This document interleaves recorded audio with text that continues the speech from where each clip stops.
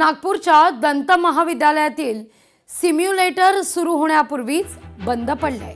4,32,00,000ची यंत्र 9 महिन्यांपासून धुळखात पडून आहेत। विद्यार्थ्यांच्या प्री क्लिनिकल प्रशिक्षणावर याचा परिणाम जाणवतोय।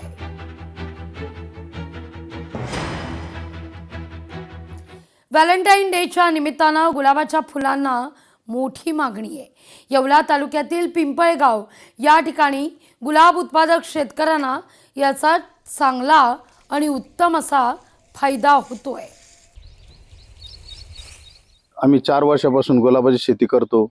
दिवाळी दसऱ्याला जशी गुलाबाला मागणी असते तशीच मागणी आता व्हॅलेंटाईन डे दिवस आलेला आहे, त्याला सुद्धा मागणी आहे आणि त्याच्यामुळे आम्ही 4-5 दिवसापासून रोज गुलाब काढून पॅकिंग करून आणि बाहेर पाठवत आहोत।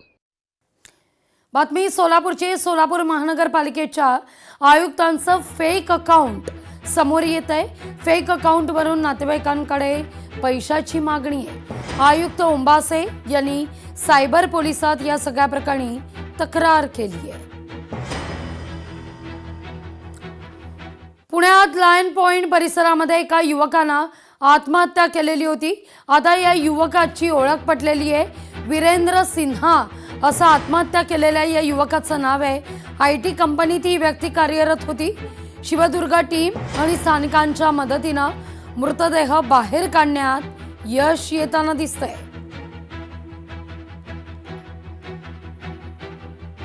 ब्रेकनंतर महत्त्वाची बातमी आहे। भाजप आमदार संजय केणेकर यांच्या कार्यालयात बंदूक सापडलेली आहे। भाजप आमदार संजय केणेकर यांच्या जीवाला धोका आहे का असा सवाल या निमित्तानं उपस्थित होतोय। रात्री उशिरा आलेल्या एका व्यक्तीची बॅग या ठिकाणी विसरली असता आतमध्ये तपासणी अंतर्गत ही बंदूक सापडलेली आहे।